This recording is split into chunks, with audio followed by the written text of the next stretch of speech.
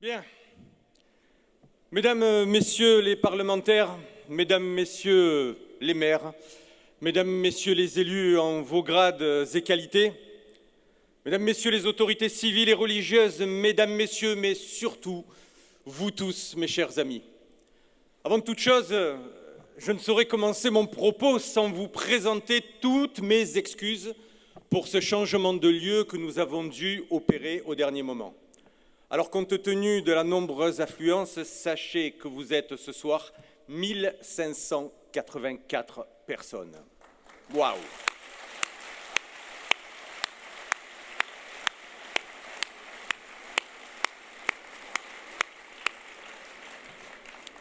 Alors, il était hors de question pour moi de laisser les 2/3 du public en dehors de la salle de la chaudronnerie, soit dans les couloirs devant les écrans, soit sous un mauvais chapiteau, car vu le nombre, même la salle Paul Éluard n'aurait pas pu vous accueillir. Alors c'est la raison pour laquelle j'ai demandé à mes équipes d'organiser rapidement une solution de repli sous cette halle à bois. Alors c'est vrai, je leur avais demandé d'habiller et de décorer cet espace de la manière la plus chaleureuse possible afin d'y retrouver le côté convivial que nous aurions eu à la chaudronnerie.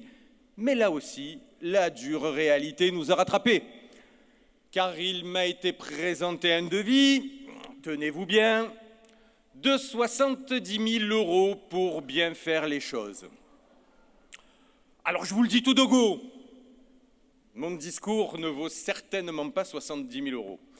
Alors nous nous sommes contentés de cette petite décoration un peu rudimentaire, mais qui, j'en suis sûr, fera largement l'affaire pour que nous puissions passer tous ensemble un moment pour le moins sympathique. Encore une fois, mes plus sincères excuses pour ce changement soudain. Mais je veux donc vous exprimer dans un premier temps toute ma fierté d'être présent ce soir en ces lieux pour le moins originaux en tant que maire de La Ciotat. Fierté tout d'abord car vous êtes ici nombreux. Sachez que votre présence est pour moi une très belle marque de reconnaissance et vraiment, je tiens à vous remercier à tous du fond du cœur. Fierté ensuite et surtout quant au fait qu'il m'ait donné l'occasion pour la première fois de vous parler en profondeur de cette ville si chère à nos cœurs. De l'attention que nous lui donnons à l'ambition que nous lui portons, j'irai droit au but et n'emprunterai aucun chemin sinueux pour vous présenter mon objectif, ma feuille de route, bref, ma vision pour cette ville.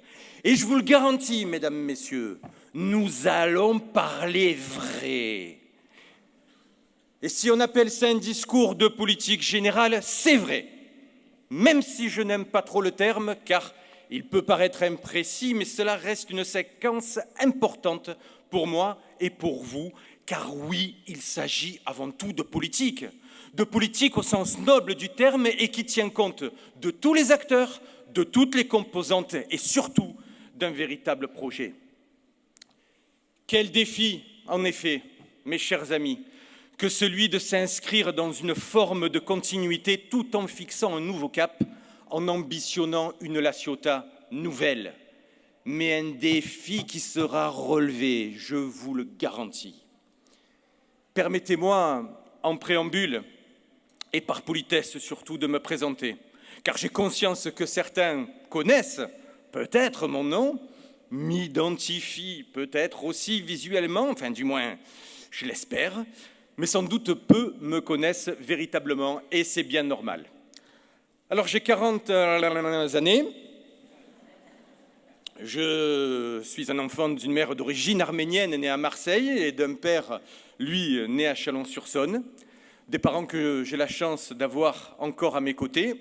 Je suis divorcé, j'ai un fils de presque 12 ans que certains ont dû apercevoir car il m'accompagne assez souvent.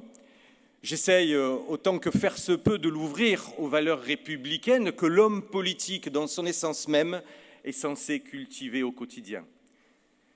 C'est en tout cas, mesdames, messieurs, l'un des aspects auxquels je suis particulièrement attaché. J'ai donc une vie active, plutôt bien remplis, et ceux qui ont encore des jeunes adolescents à la maison, et c'est le cas pour bon nombre de Ciotadins, savent naturellement de quoi je parle.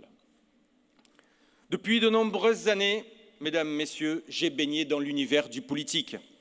Passionné par la chose publique, jusqu'à récemment d'ailleurs, j'exerçais en tant que directeur de cabinet, pas très loin d'ici, dans le Var. Et puis, une rencontre a tout changé. Celle d'avec mon ami, Patrick Boré, l'homme qui a cru en mon engagement, en mes capacités, et qui a souhaité que je l'accompagne sur sa liste, et ce, dès 2014. Ce fut en ce sens une fierté que d'y répondre favorablement en devenant ainsi élu pour la première fois. Alors comme Obélix, sans toutefois encore les formes, je suis tombé dans cette marmite politique et je n'ai même plus besoin de me sustenter de quelques gorgées pour donner corps à ce parcours. Je me lève politique, je vis politique, je m'endors politique, au moins les choses sont dites et elles sont claires. Et je dois vous dire que même si l'homme politique est parfois décrié, voire détesté, c'est bien la preuve qu'il ne laisse personne insensible quand il agit. Bien ou mal, les élus font en France et sont en nombre de 500 000, tous mandats confondus. Ils travaillent au quotidien, au respect de l'intérêt général, de leur territoire, qu'il soit rural ou urbain, des maires, des conseillers régionaux, des conseillers départementaux, des conseillers métropolitains, des conseillers municipaux, tout cela forme la puissance publique active, à la fois proche des administrés et inquiète de leur devenir. D'ailleurs, que reste-t-il de ce nouveau temps recherché depuis 2017 ? Difficile à dire, tant le monde est désormais en perpétuel changement et qu'il faut avoir conscience de la vitesse à laquelle s'opère cette transformation de la société. Personnellement, mes chers amis, j'ai en tête 2 exemples de professionnels de la politique locale qui réussissent à nous hisser vers le haut. Vous les connaissez, ce sont Renaud Muselier et Martine Vassal. Je vous remercie de bien vouloir les applaudir pour tout ce qu'ils apportent à la Ciotat.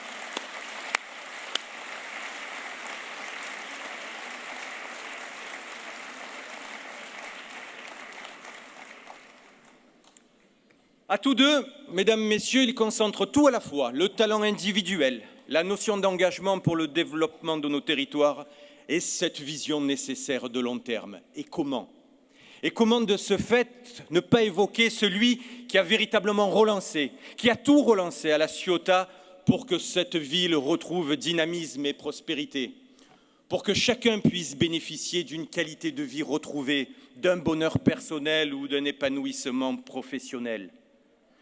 Sachant remercier, une fois encore, mon illustre prédécesseur, celui qui restera incontestablement le plus grand maire de l'histoire de notre ville pour tout le travail accompli. Je l'ai nommé il y a un instant, vous savez de qui je parle, il était un élu à temps plein et la reconnaissance de ses pairs envers cet homme exceptionnel s'est traduite par une accession au Sénat amplement méritée dans le temple de la politique, au cœur du réacteur, si vous me permettez l'expression. Il symbolisait l'homme politique, encore une fois, au sens noble du terme.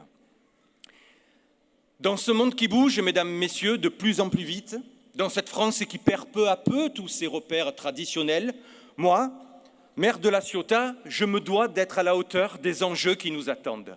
Encore plus inventif, encore plus travailleur, encore plus novateur et toujours à l'écoute. Car croire que tout va bien et que notre qualité de vie retrouvée serait inscrite dans la durée de manière immuable serait à mon sens une terrible erreur. Un domaine me passionne, mesdames, messieurs, je vais vous le dire, il s'agit de la géopolitique. Car c'est en l'étudiant que l'on peut mesurer le grand chamboulement qui va toucher tous les domaines. Laissez-moi porter à votre connaissance quelques données qui dessinent déjà le monde d'aujourd'hui et qui façonnera assurément celui de demain. Il y a peu, mon ami Bernard de Flessel, ici présent, s'est rendu dans la Silicon Valley, en Californie, au titre de sa présidence de développement, de promotion économique de la métropole. Vous avez tous entendu, je présume, parler de la Silicon Valley. Vous savez, c'est cette région où sont implantées la fameuse World Company, les Google, les Apple, les Facebook, les Amazon, les fameux GAFAM. Ce même territoire où l'on imagine bien volontiers des milliers de jeunes brillants, hyperactifs, travaillant dans d'immenses quartiers remplis de buildings tout aussi immenses, avec une activité H24 et 365 jours par an. Eh bien, vous savez ce que m'a rapporté Bernard de Flessel de ce rêve américain? Tenez-vous bien pour ne pas tomber à la renverse. Remarquez, avec les chaises que vous avez, il y a peu de chance. Mais que la Silicon Valley, ce sont des millions et des millions de mètres carrés vides. Vides, tout simplement vides. Et pourquoi? Eh bien, parce qu'aux États-Unis, la réalité a rattrapé la fiction. C'est un endroit happé par le monde digital qu'il a lui-même créé. Les jeunes sont ainsi tous devenus entrepreneurs et travaillent désormais de chez eux ou n'importe où dans le monde d'ailleurs, et ils facturent à ceux pour qui ils ont travaillé. Fini l'emploi à vie dans une seule entreprise. Une fulgurance dans le changement que nul n'aurait imaginé jusqu'alors. Et vous le savez, ce qui arrive, ce qui se passe aux États-Unis, arrive inexorablement en France 20 ans après. Alors, cela a toutefois des atouts, et des atouts énormes. Plus besoin de se déplacer pour aller travailler, ce qui produit des économies en matière de transport, d'usure de voitures, et bien souvent plus du tout de voitures. D'ailleurs, regardez le nombre de jeunes qui ne passent même plus le permis, alors que pour nous, ancienne génération, c'était le Graal. Plus de frais de cantine, plus de frais de restaurant et surtout moins de stress, car moins de tracas du quotidien, de type aller récupérer les enfants à l'école, les amener chez le médecin, faire les courses. Et quelle facilité, du coup, à balayer les affaires courantes administratives. Bref, une organisation optimale pour une bien meilleure productivité. Regardez, mesdames, messieurs, de quelle manière le Covid a déjà accéléré tous ces process. Le télétravail devient la norme, même ici, chez nous. Alors que nous craignions un laisser-aller de la part de ceux qui pouvaient travailler à la maison, nous constatons au contraire que la productivité augmente avec le télétravail, car on travaille mieux et on travaille plus.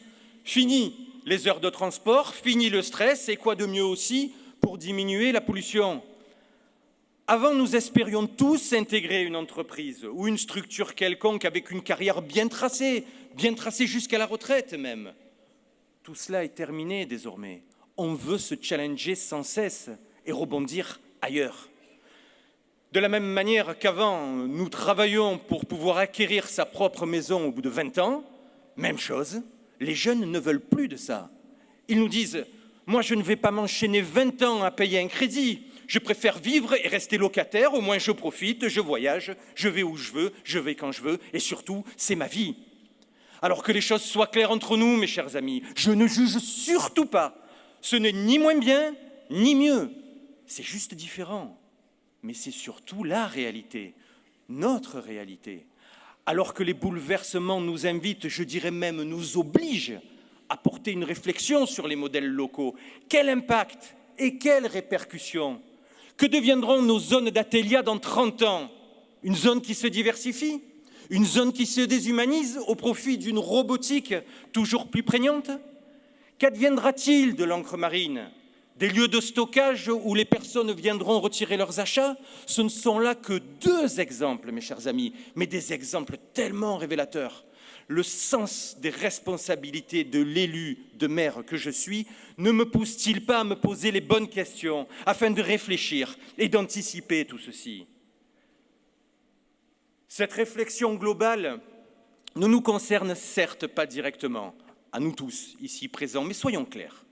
Il est indispensable que nous la portions pour nos générations futures, car c'est de la Ciotat de nos enfants dont il s'agit, du La Ciotat dans 30 ans, dans 40 ans, dans 50 ans, car demain, quoi que l'on vous dise, c'est bien l'algorithme qui gérera nos vies, et c'est déjà le cas d'ailleurs. Regardez l'intelligence artificielle. Il suffit de télécharger gratuitement l'application ChatGPT et vous lui demandez n'importe quoi. La réponse est immédiate et nous en sommes alors qu'aux prémices. Autre exemple, regardez les radiologues, pourtant une élite de la médecine.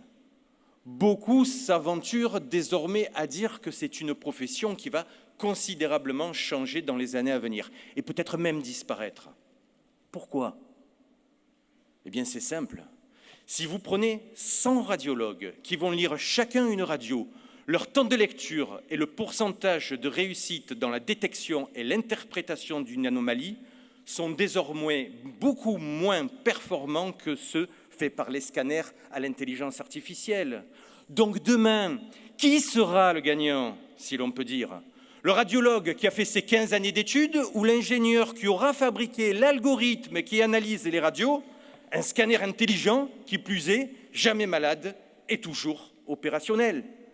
Alors vaste question, mais cela remettra en cause aussi tout le système et tout notre système de santé. Dans une logique similaire, le site naval de La Ciotat pourrait être également concerné. Savez-vous que du côté du Moyen-Orient, on se penche fortement sur les enjeux du yachting et le potentiel lié à l'installation d'équipements équivalents à ceux de La Ciotat? Et qu'une fois de plus, La Ciotat risque de se retrouver confrontée à une concurrence féroce. On a fermé les chantiers une fois dans notre commune. Ce fut un drame pour toute une communauté. Alors souvenons-nous bien de cela et ne prenons jamais comme acquis les formidables résultats enregistrés ces dernières années. Nous allons continuer à investir le site naval et travailler nos dossiers encore et toujours. Je vous donne ma parole, mesdames, messieurs, que nous ne les fermerons pas une deuxième fois. Quoi qu'il arrive, je m'en porte garant.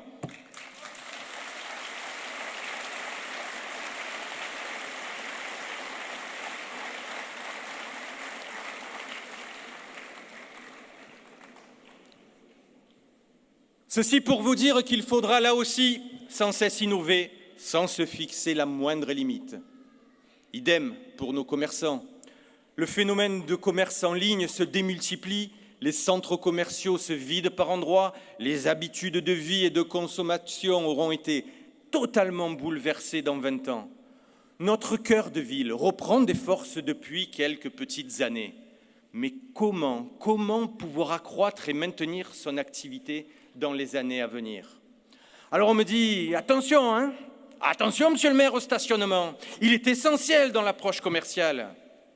Oui, maintenant oui, c'est vrai, et nous y travaillons, mais dans 30 ans, quand nous n'aurons sûrement plus besoin que de voitures taxis qui seront d'ailleurs sans chauffeur à disposition. Ce n'est pas moi qui le dis, mais tous les économistes mondiaux, et nous allons remettre cela en cause. Et j'ai gardé le meilleur pour la fin.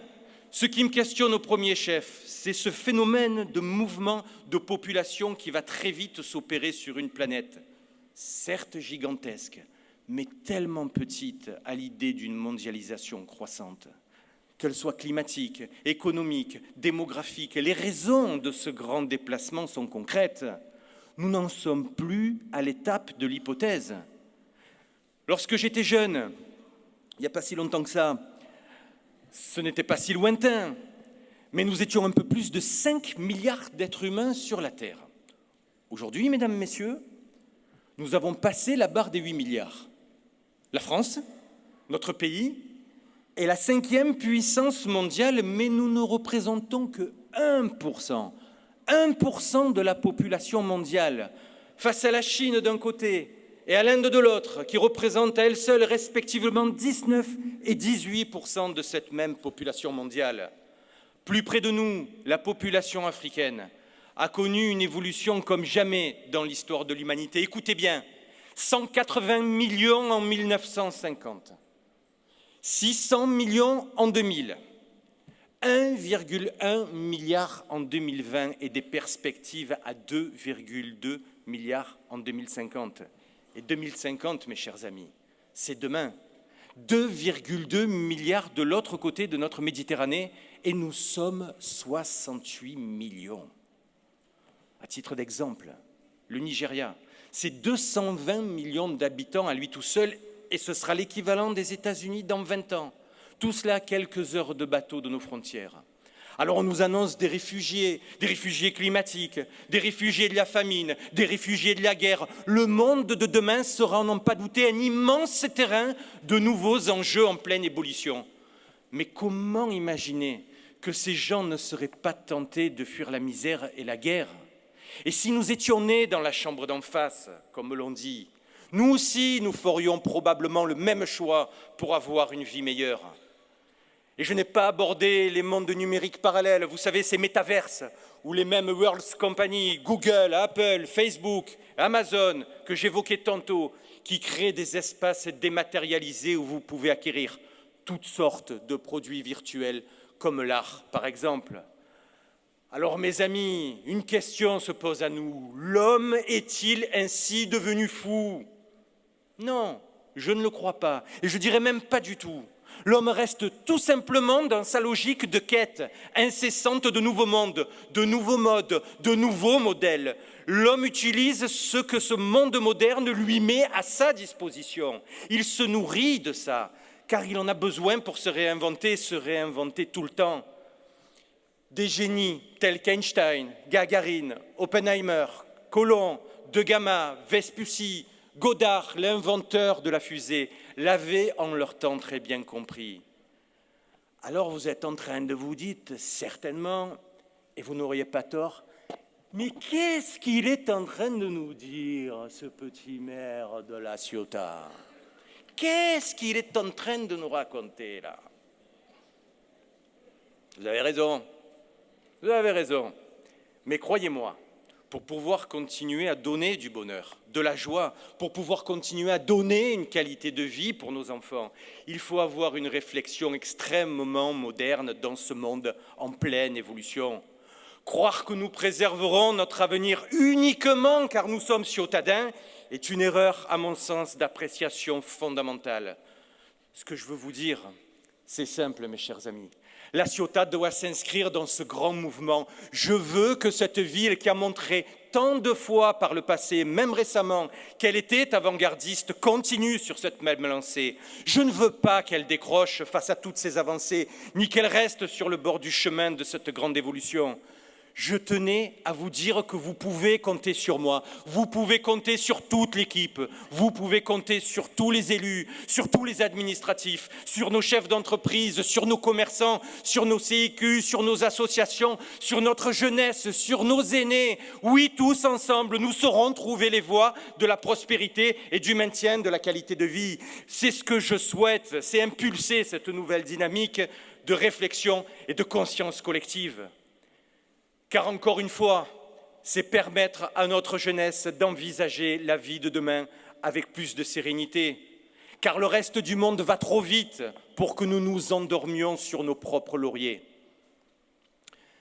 Mes chers amis, je conçois le rôle de maire comme étant à double niveau.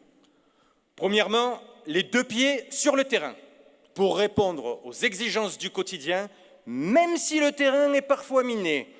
Il l'est. Le deuxième, le cerveau connecté pour pouvoir tracer le cap et envisager l'avenir de La Ciotat à 20 ou 30 ans.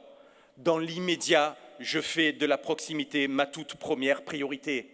Aller à la rencontre des ciotadins et des ciotadaines, les écouter, prendre la mesure de leurs points de vue et leurs attentes. J'ai besoin, mesdames, messieurs, de sentir. J'ai besoin de toucher pour y croire. Et c'est en ce sens que vos remarques, vos appréciations, vos coups de gueule sont le sel de mon travail et la force de mon engagement.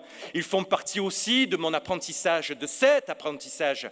Car il faut le dire, je suis un nouveau maire et j'ai besoin de me construire avec vous. Et c'est bien là l'essentiel.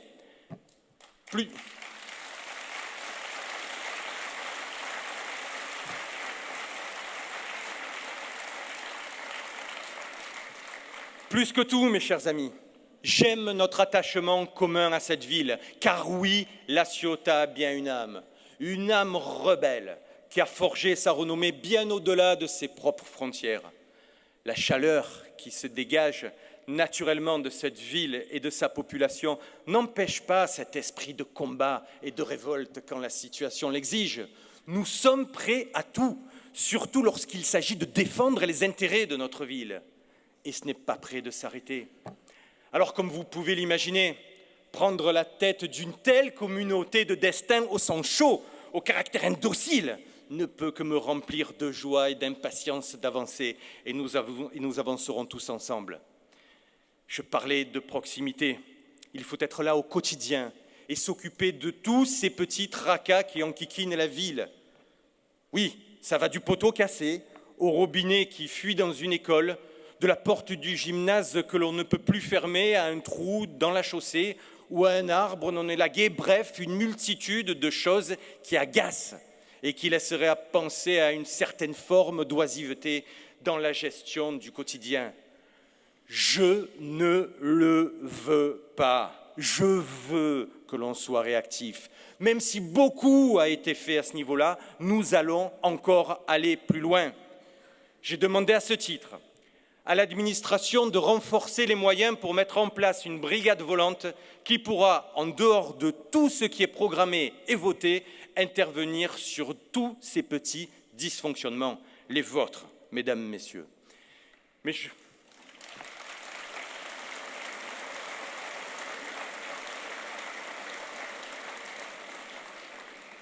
je compte aussi sur une intelligence collective pour favoriser tout cela, en particulier sur les CIQ, les associations, les commerçants, les syndics d'immeubles, bref, tous ces acteurs qui ont un rôle à jouer très important sur le plan de la remontée d'informations et favoriser ainsi cette réactivité de terrain. Et je veillerai à ce que nous soyons présents à tous les instants dans ce domaine-là. C'est d'ailleurs dans ce cadre et dans cette logique de suivi que je vais reprendre le principe des réunions de quartier. Nous avons une grande différence par rapport à celles passées. Elles seront régulières et elles seront sans interruption. Si à l'époque nous faisions une dizaine de visites tous les 2 ans, j'ai pris la décision, et je l'assume, d'en faire une chaque mois et nous allons attaquer tout de suite et dès le mois d'octobre.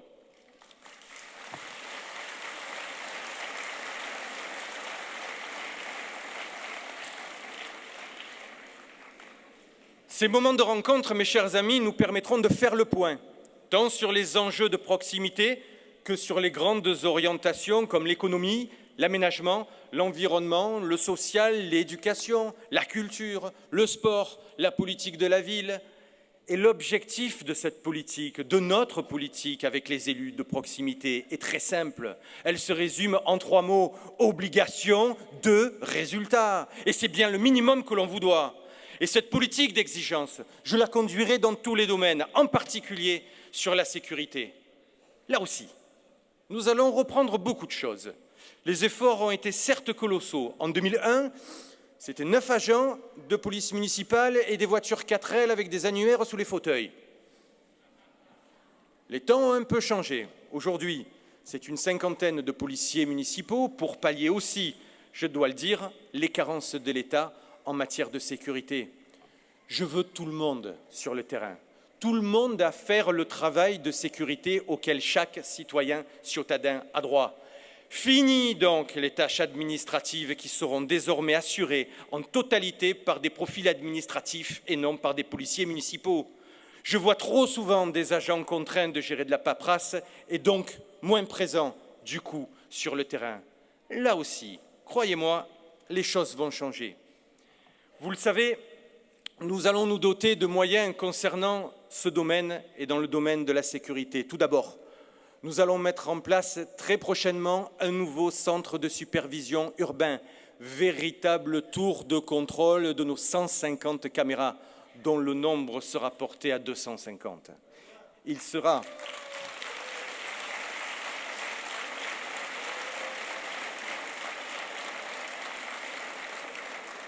sera situé en bas, juste là, en bas de l'hôtel de ville, dans les locaux de l'ancien Crédit Agricole, et il offrira ainsi un service moderne pour traquer la petite délinquance, à la différence d'autres bien-pensants qui prônent la suppression pure et simple des caméras, car on intenterait, soi-disant, à une certaine liberté. Eh bien moi, je suis pour plus d'hommes, plus de caméras, plus de réactivité.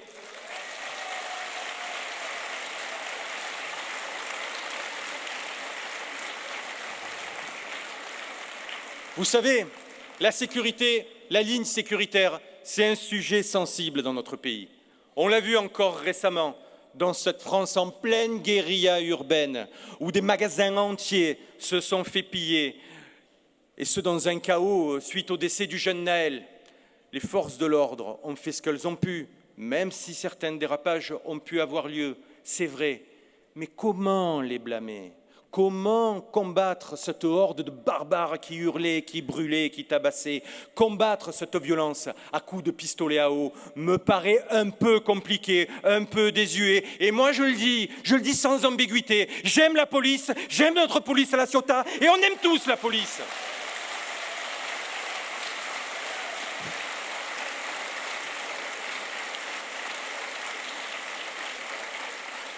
Mais ce qui est plus choquant encore, mes chers amis, c'est ce même pays d'où personne ne bouge lorsqu'un enfant de 10 ans ou une jeune fille dans son appartement se font abattre quelque temps après par des dealers à coups de Kalachnikov. Et là, pas de grandes déclarations, pas de minutes de silence. On considère la mort de ces jeunes comme des victimes collatérales. Et là, on ne parle plus des petits anges, alors que c'était bien là le moment d'en parler. Alors il y a des pour, il y a des contre, il y a ceux qui condamnent les violences et ceux qui veulent les justifier. Moi, je ne sais qu'une seule chose de La Ciotat à La Ciotat, je ne veux jamais ça.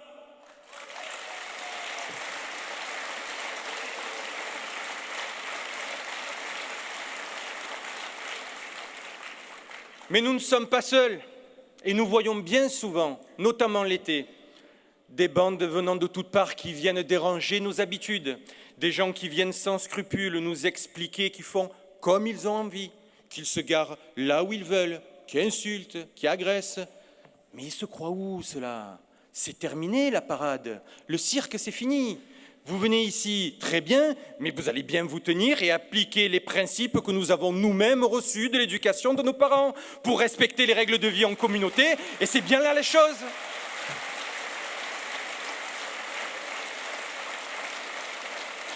Alors oui, je vais continuer à développer et à armer notre police. Oui, je vais multiplier les efforts et interpeller l'État si les choses n'avancent pas. Ces désordres-là, ça suffit.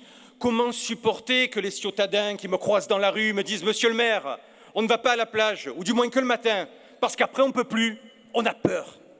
Non, mais c'est incroyable. Et ça n'arrivera plus, parce qu'à nous, les politiques, de prendre nos responsabilités, à vous, la police et la justice, de faire respecter la loi, à nous tous, ensemble, de faire le nécessaire pour que nous vivions bien dans notre commune.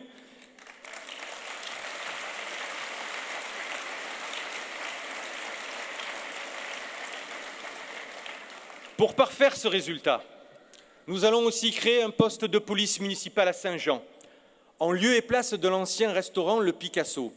Ce lieu servira de base à nos forces de l'ordre pour une meilleure réactivité dans différents secteurs et permettra un point de proximité pour les riverains. C'est là le sens de mon discours d'aujourd'hui. En priorité, la proximité, ensuite la sécurité et enfin la concertation. Mon prosecco à moi.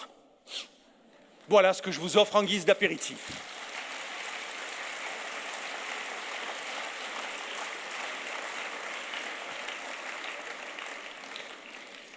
Et puis, il y a tous ces grands dossiers d'aménagement. Alors, vous me connaissez peut-être un peu maintenant, je ne vais pas passer par 4 chemins pour vous avouer une chose.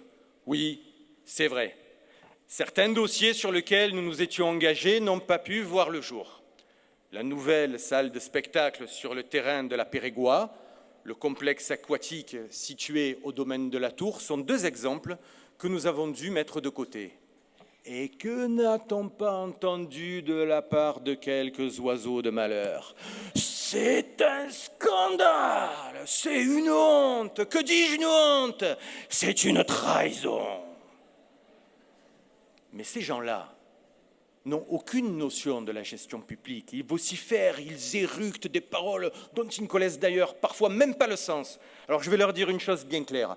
Balayez un peu devant votre porte avant de faire la leçon. Et ensuite, vous venez nous voir pour que l'on vous explique exactement ce qu'il en est. Le Covid, la guerre en Europe, avec leur lot de crises, crise de l'énergie, crise des taux d'intérêt, crise d'inflation, régression. Et vous voulez qu'avec tout cela, on ne se pose pas des questions pour réfléchir à la façon de maintenir une gestion saine et en réorientant notre projet ?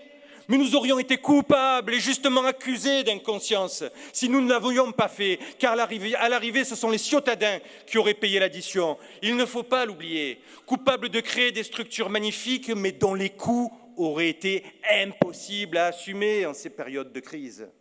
Alors savez-vous que cette année, nous payons 1 million d'euros, je dis bien 1 million d'euros supplémentaires sur notre facture d'énergie de la ville pour simplement éclairer et chauffer les bâtiments municipaux, dont les écoles. Et c'est comme cela sur tous les postes de dépenses. Alors oui, il faut savoir s'adapter en fonction des nouvelles situations. Parce que faire de la politique, ce n'est pas toujours tenir ses engagements quoi qu'il en coûte. Non, faire de la politique, c'est aussi faire les choses de la manière la plus juste, la plus raisonnée possible. Et je veux à ce titre aborder sans langue de bois un sujet sensible, car il fait l'objet de tous les fantasmes. Ce sujet, c'est l'urbanisme. Alors il est bien souvent contesté, à tel point qu'il concentre à lui seul toutes les crispations. Ce qui me rassure, c'est que ce n'est pas propre à la Ciotat. Dans les 36 000 communes de France, l'urbanisme est toujours un sujet délicat. Mais là encore, que n'ai-je pas entendu ? On construit trop, on dénature, on ne voit plus un brin d'herbe, on fait la fortune des promoteurs. On va arrêter, mesdames, messieurs, ces politiques stériles et cette désinformation gratuite. On va l'arrêter tout de suite. Tout d'abord, parce que si la construction s'est développée ces dernières années à la Ciotat, c'est vrai, mais ce n'est pas pour toutes les raisons mensongères et grotesques. C'est d'abord et surtout parce que l'activité économique est revenue. Le taux de chômage a littéralement chuté en 20 ans et que nous bénéficions désormais d'une qualité de vie exemplaire.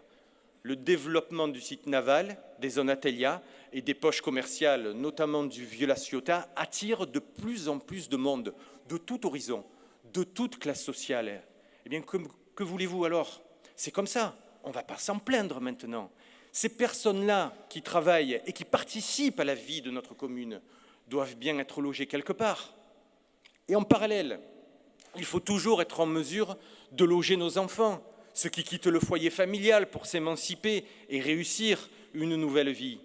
Le plan local d'urbanisme, je ne l'ai pas voté en 2006, pour la simple et bonne raison que je n'avais pas encore rejoint l'équipe à cette époque. Mais je suis totalement solidaire de ce qui a été validé. Si la Ciotat est riche et attractive aujourd'hui, c'est bien grâce à ce plan local d'urbanisme qui a su mettre en œuvre un vrai schéma d'aménagement pour notre ville, tout en préservant nos zones naturelles. Tiens, je vous invite, mesdames et messieurs, à tenter une petite expérience que j'ai réalisée avec un élu il y a quelque temps de cela. On prend un bateau, on sort du Port-Vieux ou du Vieux-Port, on navigue juste 5 minutes vers le large et puis on prend son temps. On se retourne. Et qu'est-ce qu'on voit? On voit la Ciotat, puis Céreste un peu plus haut et enfin Saint-Cyr sur le côté. Ces 3 communes ne représentent même pas 2 à 3% du paysage total. Et qu'est-ce qu'on voit sur les 97 ou 98 restants? De la nature, du vert, des arbres, de la forêt. Bref, si on est un tantinet soit peu objectif, je le répète, nous ne sommes pas en train de crouler sur le béton. Alors que nous arrive-t-il? Pourquoi ce sentiment exacerbé, de béton exacerbé, que nous pouvons tous avoir? Eh bien, tout simplement parce que l'État, avec notamment sa loi SRU, et toutes celles qui suivent cette doctrine, nous obligent à concentrer et à densifier l'habitat. Au lieu de développer, d'aérer, non, l'État nous oblige à entasser les gens, d'où ce sentiment d'étouffement que vous pouvez avoir. Mais nous ne nous y trompons pas, mes chers amis. Entre le parc national des Calanques, la loi littorale, la plus belle baie du monde, les parcs et les espaces verts, la Ciotat est très richement dotée en matière environnementale et nous n'avons de leçons à recevoir de personne, puisque la Ciotat, c'est quasiment 50% de son territoire qui est classé en zone naturelle. Mais je vous le précise cependant, je tiens à rationaliser au plus haut point nos constructions et particulièrement les grands ensembles. Ma sensibilité et mon ouverture résident avant tout dans le pavillonnaire, que ce soit dit, que le message soit clair. Mais la question depuis quelque temps, c'est de maintenir ou pas l'objectif de 40 000 habitants fixé en 2006. Alors là aussi, grand débat entre non, il faut 38 000 habitants. Non, il faut 38 000. Non, les contradicteurs disent plutôt 39. Je pense qu'à 39, c'est mieux. Les autres contradicteurs disent non, 35. Surtout ne pas bouger de 35. Bref, chacun y va de sa plume, chacun y va de sa verve, c'est bien, ça fait parler tout le monde, sans que cela ne repose sur quelque référence que ce soit. Je vous le dis, je ne sais pas, moi, s'il faut passer de 36 000 aujourd'hui à 38, 39 ou même 40 demain, ou même dans combien de temps. D'ailleurs, si on y regarde de plus près, nous ne sommes pas plus bien nombreux que ce que nous étions en 2001. Et c'est très bien comme ça. Et il faut même que ça reste comme ça, à mon avis. Parce que pour mémoire, en 2001, nous étions 32 000 et nous sommes approximativement 36 000 aujourd'hui. C'est bien la preuve que c'est plus compliqué que ce que l'on peut penser et que l'on baigne dans le pur fantasme quand on aborde ces sujets avec légèreté. Ce que je sais en revanche, c'est que je vais modifier mon logiciel de réflexion. Mon objectif, il est simple, mesdames, messieurs, faire la Ciotat belle, en portant une réflexion poussée, en tenant compte à la fois des enjeux liés à la construction et à celle de la mobilité qui est sous-jacente. C'est à partir de cette méthode, axe par axe, rue par rue, que nous retiendrons les potentialités en la matière.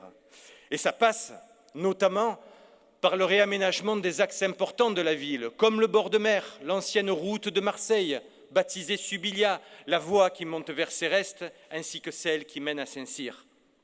Ce travail, mesdames, messieurs, nous le ferons ensemble.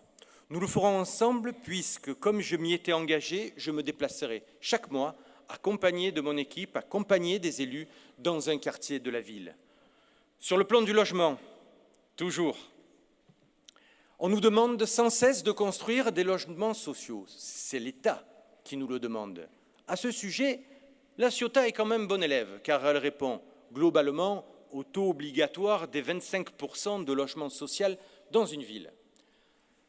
Alors que nous faisons notre part de chemin en matière de construction, voilà que des administratifs de la préfecture nous imposent des candidats DALO, DALO, pas DALO la ville, non originaires donc de la Ciotat, dans ces nouvelles constructions, des candidats venant de je ne sais où, et qu'aucune ville ne veut sur son territoire, dans bien souvent des cas. Voilà, bienvenue dans ce que j'appelle le monde à l'envers. On ne devrait rien imposer à un maire dans sa commune en matière d'affectation de logements sociaux, de qui que ce soit et d'où que ça vienne, l'État ou d'ailleurs. Car si c'est à la Ciotat, nous faisons nos efforts, il est bien normal que la partie sociale, ce soit avant tout les nôtres qui en bénéficient de ces efforts, et pas uniquement le département ou ailleurs.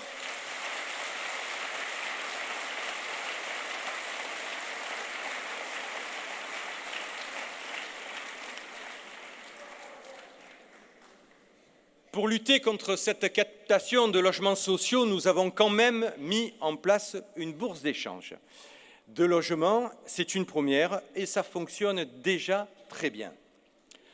Et puis il y a la mobilité, je vous en parlais.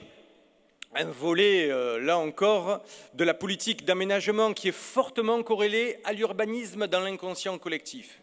Bien souvent, lorsque les gens sont pris dans les embouteillages, le premier réflexe, c'est de penser s'il y avait moins de construction, on n'en serait pas là. On l'a tous entendu. Même moi, je crois l'avoir dit à une époque. Mais c'est inexact. Ce n'est pas le plus niveau de construction qui est fautif. Ce sont les modes de déplacement, tout voiture des administrés. Aujourd'hui, mes chers amis, les familles ont 2, 3, voire 4 voitures pour un seul et unique foyer. Et regardez, ne serait-ce que le nombre considérable de voitures sans permis qui a fleuri. C'est un véritable phénomène de société, et non un cas spécifique ciotadin qui serait dû à une pure ou une grande politique d'urbanisme. Alors comme vous, c'est vrai, je me retrouve souvent bloqué aux heures de pointe, notamment l'été, et je râle aussi, je vous assure. Et je le fais plutôt bien même, râler. Mais c'est ainsi. Et puis, nous avons la politique des transports publics. Là aussi, quelle aventure! Pour modifier l'organisation des bus, il en faut des heures et des heures de réunion. Vous m'entendez? Des heures. Car on nous dit qu'en matière de transport, la règle pour que tout fonctionne, c'est surtout de ne rien changer. Vous avez bien entendu, la première réaction des administratifs, hors la Ciotat qui gère ce dossier, c'est on ne change rien. Et là, quand vous arrivez là-dedans, vous dites oula, on part de loin. Heureusement que j'ai l'oreille de mon amie Martine Vassal, la présidente de la métropole, qui est compétente en la matière et qui a donné un nouveau cap et des instructions claires pour dégraisser le mammouth du transport en commun de notre ville. Alors nous allons y arriver, je n'en doute pas un seul instant, mes chers amis. On va avancer sereinement sur le sujet, mettre en place de nouveaux réseaux. Merci en tout cas, Martine Vassal, d'écouter la Ciotat. Et en parallèle, il y a le pôle de mobilité que nous souhaitons mettre en place, véritable point névralgique du réseau de transport en commun. Nous avons décidé de positionner et de le positionner sur l'avenue du Caporal de Ruy. La ville a donc demandé à la métropole d'acheter un terrain appartenant à un promoteur qui voulait en faire un immeuble. Actuellement, à l'étude par les services des domaines, le dossier est en cours. Je veux qu'on le sorte rapidement, car il en va de l'optimisation globale des déplacements des transports en commun de notre ville. Et toujours sur le plan de la mobilité, au plus précisément du stationnement, car tout cela est intimement lié. On va prendre un autre cas ô combien sensible, celui de notre cœur de ville. Deux logiques s'affrontent. Celle des riverains, qui ont besoin à juste titre de stationner de jour comme de nuit, et celle des commerçants, qui, elles, à l'inverse, souhaitent un stationnement limité dans le temps pour favoriser la rotation de leurs clients. Alors, idem concernant les autres secteurs de la ville sur lesquels nous avons des besoins divergents entre les riverains de chaque quartier, les poches commerciales ou encore les touristes qui, au passage, ne viennent pas que l'été, mais tous les week-ends de l'année. Un plan de stationnement avait été pensé par nos techniciens l'an passé, mais visiblement, il faut bien l'avouer, ça n'a pas été une très grande réussite. Je reconnais quand ce n'est pas bien fait. J'ai donc demandé qu'un groupe se constitue et que l'on me propose de nouvelles solutions, en y associant le président des commerçants et les présidents de CIQ. Je passe donc le message à nos équipes et aux équipes administratives d'accélérer sur ce dossier, car j'entends régler ce problème très rapidement, et ce, bien avant l'été prochain. Et pour en revenir d'ailleurs au grand dossier d'aménagement, je compte aussi demander à nos grands responsables de nous expliquer les difficultés que nous avons à les mettre en œuvre. Un exemple simple, le réaménagement de nos plages. Vaste enjeu, comme nous l'avons dit tout à l'heure. Un dossier de près de 20 millions d'euros, mesdames, messieurs, pour retrouver quiétude et sérénité dans ce secteur. Nos techniciens travaillent déjà dessus avec ceux de la métropole et les grandes administrations de l'État, DDTM, DREAL, architectes des bâtiments de France. Savez-vous combien de temps il nous faut pour réaliser cette opération si tout va bien? Si les permis ne sont pas attaqués, si les enquêtes publiques se déroulent normalement. Allez, tiens, on fait un test. Combien de temps d'après vous?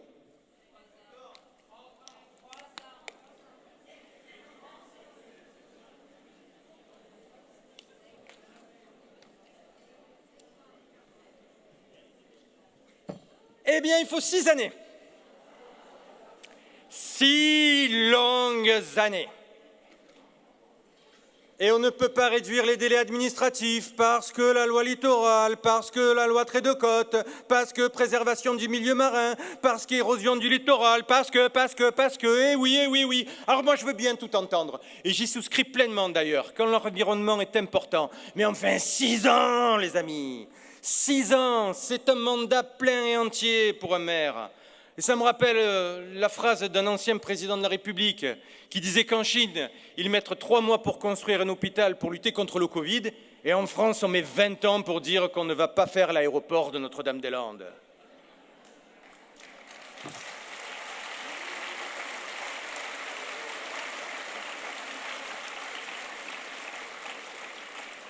Et encore, ce bord de mer, on a juste fait les premières études. Il va falloir déterminer si on doit faire un double sens ou un sens unique, si on privilégie la place aux piétons, aux cyclistes. Tout cela, nous le verrons en réunion de quartier, car vous imaginez les délais. Alors même que le bord de mer est notre atout touristique et que nous devons le rénover pour éviter la pagaille, ben voilà, cherchez pas, c'est 6 ans. Alors autre exemple, la Bastide du Mugel ou la Bastide Marin. Concernant la première, nous avons prévu 2,4 millions d'euros. Sauf qu'une nouvelle classification de la part de l'État ne permet plus les travaux prévus pour faire ce que l'on appelle un établissement recevant du public. Les fameuses ERP, pour ceux qui connaissent. Il va falloir revoir ce point du projet, parce que là encore, je suis en pleine hallucination. Sur la Bastide Marin, même chose. Nous voulons faire un parc autour qui sera dédié au bien-être et à l'éducation alimentaire pour nos scolaires, avec tout un circuit pédagogique, le tout géré par la ville. Nous travaillons là-dessus avec toutes les forces vives du quartier, car notre projet de bâtir un jardin pédagogique agricole répondra aux besoins des habitants du quartier et de tous nos enfants. Mais si vous pouviez imaginer ne serait-ce qu'un seul instant les étapes administratives à passer, vous seriez là encore fort surpris, comme j'ai pu l'être. Troisième exemple, et non des moindres, l'île aux Renans. Alors là, c'est 20 ans. 20 ans, vous m'entendez bien, 20 ans, mes chers amis. Je sortais à peine de l'adolescence. C'est dire. 20 ans que l'on travaille dessus, avec des complexités toujours plus folles. La dernière en date, elle concerne la partie avant du bâtiment, où les travaux devaient débuter. Il y a un problème de délimitation de l'immeuble avec le voisin. Nous allons arriver à le solutionner, mais là encore, que de temps perdu. Et croyez-moi, mesdames, messieurs, l'État a tellement complexifié les procédures que c'en est même ridicule pour bon nombre de dossiers. Chaque opération est la source d'énormes difficultés qui n'existaient pas encore il y a quelques années. Rien n'est facile, tellement les procédures sont lourdes et les responsabilités pénales immenses. Si vous franchissez la ligne, ne serait-ce que de quelques centimètres, même si ce franchissement devait relever de l'intérêt général pur, attention, il y a toujours danger. Mais nous avançons, et peu importe ces tracasseries administratives, vous pouvez compter sur moi, vous pouvez compter sur nous, vous pouvez compter sur l'ensemble des élus pour mettre en œuvre nos projets et les faire aboutir à terme. De quoi parle-t-on alors ? Quels sont tous ces dossiers qui vont améliorer notre quotidien à court et moyen terme? Une fois le bord de mer engagé, une fois la Bastide du Mugel, une fois la Bastide Marin, le nouveau centre de supervision urbain et le nouveau commissariat municipal de Saint-Jean-sur-les-Rails, nous avons encore beaucoup de projets en cours de réalisation. Alors à tout seigneur, tout honneur, commençons par le centre-ville de notre vieux La Ciotat. C'est un secteur, mesdames, messieurs, en pleine mutation, avec un renouveau commercial très fort. Nous allons bien évidemment continuer à aider tous ceux qui investissent dans cette reconquête. Nous allons déjà engager les travaux de l'école Louis Marin. Le désamiantage a déjà été fait et les gros travaux sont en cours de démarrage. Juste en dessous, les travaux de l'hôtel 4 étoiles. Ça y est, ils ont démarré. 8 ans cette fois, 8 ans de procédure pour cet équipement qui va tant apporter dans le renouveau de ce secteur. Et puis pour parfaire l'offre culturelle et d'animation, nous allons engager le changement d'affectation du cinéma Lumière en salle de café, concert, café, théâtre. Un vrai, grand et beau lieu de culture.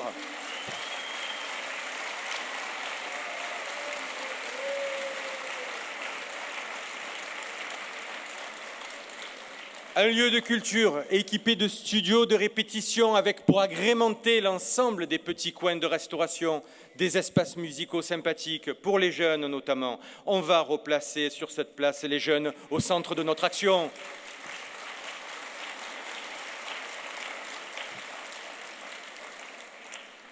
Toujours dans le domaine culturel, mes chers amis, nous allons transformer la rotonde située au début de la voie douce à l'intersection Léon Blum Mistral en un lieu d'apprentissage aux pratiques du cinéma et de l'image. Nous nous engageons totalement dans ce secteur lié au métier du cinéma, plus que porteur au demeurant en offrant à notre jeunesse ce choix de filière et pour le moins de filières intéressantes. Merci. En matière de qualité de vie, cette fois, nous allons réaliser plusieurs choses.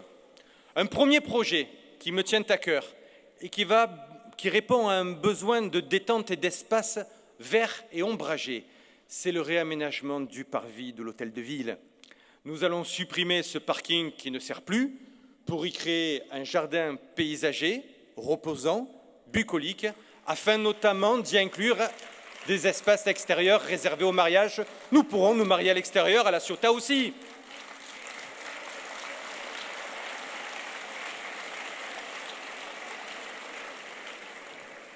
À terme, La Ciotat Shipyard fera la même chose au bout du quai, devant la maison de la construction navale, qui a été entièrement réaménagée et agrandie dans de nouveaux locaux. Je vous invite à y aller, j'y suis allé encore avant-hier. C'est juste superbe et magnifique. Allez-y, vraiment, ça vaut le coup d'œil.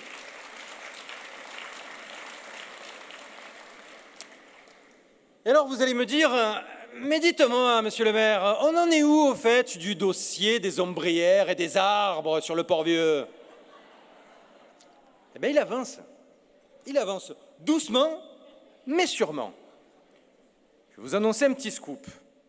Nous avons à ce jour pu obtenir un accord de principe de l'architecte des bâtiments de France sur la possibilité d'installer 2 ombrières sous forme de brise-soleil en lamelles de bois, sous réserve qu'elles répondent en tout point aux contraintes, à la fois esthétiques et d'insertion dans le décor.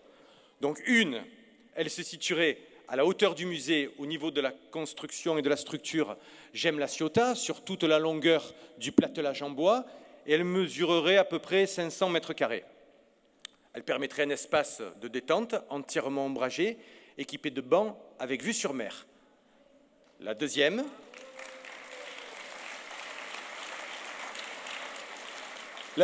se situera au niveau de l'embarcadère pour l'île verte, plus petite, mais répondant également à l'ensemble des contraintes. Idem pour les arbres, on y vient. L'ABF n'était pas franchement favorable à la belle époque, mais à force de discussions, à force d'échanges constructifs, à force d'échanges, il se pourrait que j'ai commencé à semer quelques graines pour que des arbres réapparaissent sur le Port-Vieux, incessamment sous peu.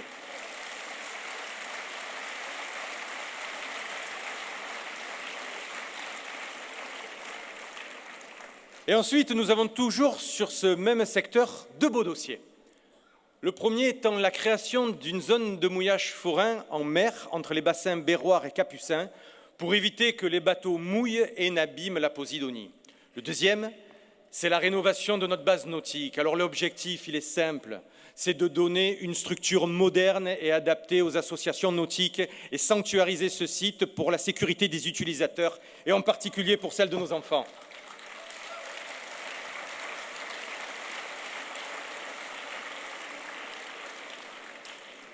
En matière sportive, ensuite, 2 beaux équipements que nous allons prochainement inaugurer sont enfin à disposition du public. Ce sont nos 2 stades municipaux, Bouissou et Valentin-Magri. C'est près quand même de 10 millions d'euros qui ont été investis, mesdames, messieurs, tout profil confondu, qui disposent maintenant d'infrastructures modernes et surtout aux normes. Parlons un peu piscine maintenant, là aussi. Que de mauvaise foi de la part de certains. Alors nous allons reprendre un peu tout cela. Nous avons perdu un peu de temps, mais nous en avons assez perdu. Il y a un site sur lequel nous pouvons envisager le projet de manière cohérente. C'est celui de la Périgord, là où, vous savez, était prévue justement la nouvelle salle de spectacle. Je vais rencontrer les professionnels du secteur et nous allons voir tout cela ensemble avec les élus dédiés. Je vous dirai très prochainement si c'est réalisable et combien ça coûte. Mais croyez-moi, ça sera réalisable et je serai aidé de nos partenaires pour faire une vraie piscine à La Ciotat.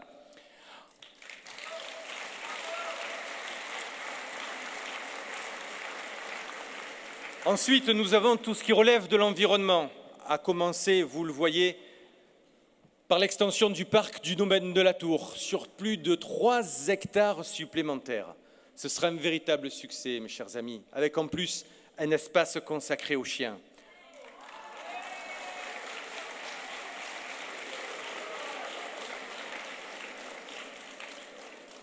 Tout comme la plage pour chiens.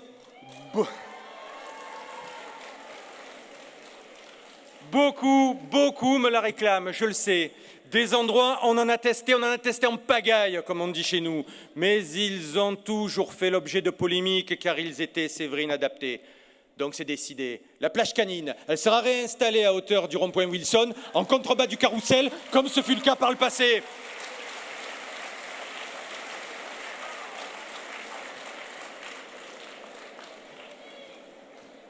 Et puisque l'on parle de nos amis les bêtes, je vous informe que je souhaite ouvrir une consultation pour la création de la maison de l'animal. La maison de l'animal qui sera portée. Il est grand temps que La Ciotat devienne une ville plus respectueuse des animaux. Nous ne pouvons pas fonctionner sans refuge, sans accueil, sans équipe, alors même que nous avons des bénévoles fantastiques, des bénévoles engagés sur le quotidien en faveur de la cause animale. Bravo à eux!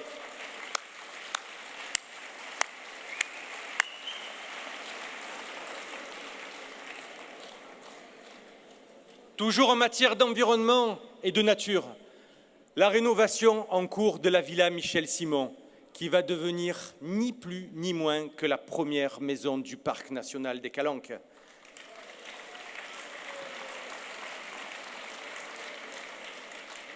Cette maison, elle servira à accueillir les équipes du parc, tous ces visiteurs. Quelle formidable publicité, formidable plus-value en matière d'image pour notre ville, La Ciotat. En termes d'équipement, la ville est fière de pouvoir envisager quelques beaux projets, notamment la construction d'une nouvelle cuisine scolaire sur Athélia 5. Alors vous le savez, une de nos priorités, ce sont nos enfants.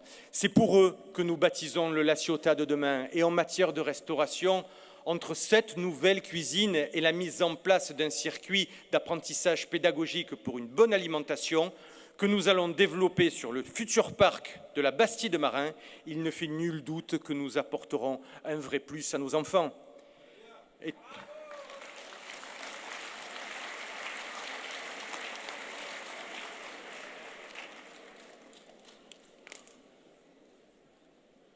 Toujours pour notre jeunesse, en complément du futur projet du bâtiment Lumière dont je vous ai parlé, nous allons rénover la maison du jumelage.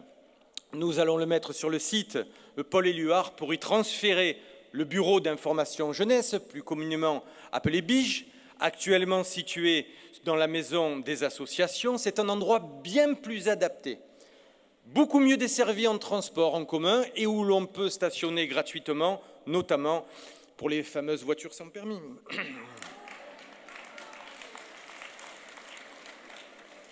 La liste est encore longue, mes chers amis, alors si vous me le permettez, je vais citer pêle-mêle quelques-uns des dossiers à venir. La rénovation de l'accueil et des loges de la salle Paul Éluard, l'acquisition du parking Saint-Jean, la rénovation de l'église de Notre-Dame, le programme de rénovation des voiries de la métropole et de l'ensemble des réseaux d'eau potable, l'acquisition du bar Le Narval sur le vieux La Ciotat, la maison des services publics des Matagos, les microfolies qui seront bientôt inaugurées au mois de novembre, BRF. Les projets ne manquent pas, le travail encore moins, donc vous pouvez compter sur moi, vous pouvez compter sur les élus, je vous le redis, nous défendrons les intérêts, nous irons au bout de nos objectifs.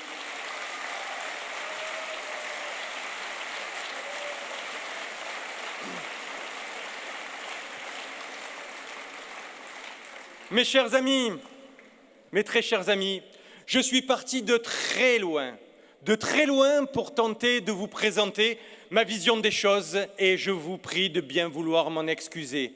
C'était peut-être un peu long, mais il m'a semblé essentiel de procéder ainsi pour affirmer une ambition, notre ambition, mon ambition, celle que je porte avec les élus et en laquelle je crois fermement. Si l'on veut réussir le pari de l'avenir, tout en préservant nos acquis, si l'on veut caresser l'espoir que demain sera meilleur qu'aujourd'hui, alors il faut tenir compte de bien des paramètres et surtout être lucide sur le monde qui nous entoure. Ceux qui vous disent que tout va bien et qu'il faut tout arrêter, ou du moins faire une pause, ils se trompent, car nous ne sommes pas un village gaulois, nous avons des atouts. Soyons forts, soyons unis, soyons audacieux, n'ayons aucune limite. Regardons si demain nos enfants auront besoin de plus d'espace, de plus d'infrastructures et agissons. Ne croyons pas que ce que nous avons acquis jusqu'à maintenant représente une fin en soi. Il n'y a aucune limite intemporelle, aucune montagne infranchissable. N'ayons peur de rien. Soyons inventifs, soyons combatifs, soyons des faiseurs et non des contemplateurs. N'écoutons pas ceux qui veulent nous endormir, car le monde évolue vite, très vite. La vie est une compétition et la Ciotat doit se lever tous les matins dans la peau du meilleur athlète. Grâce au travail accompli depuis plus de 20 ans, nous avons tous les atouts pour nous élever encore et toujours. Alors un seul mot d'ordre, battons-nous pour notre ville et ne craignons aucune adversité.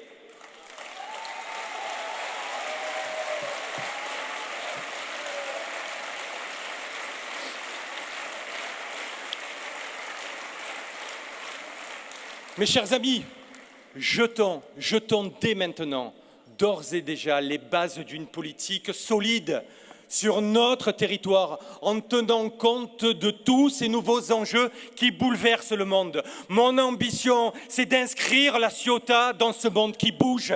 C'est une nouvelle page qui se forme. Alors écrivons-la ensemble. Je vous remercie à tous, mes chers amis, pour votre présence.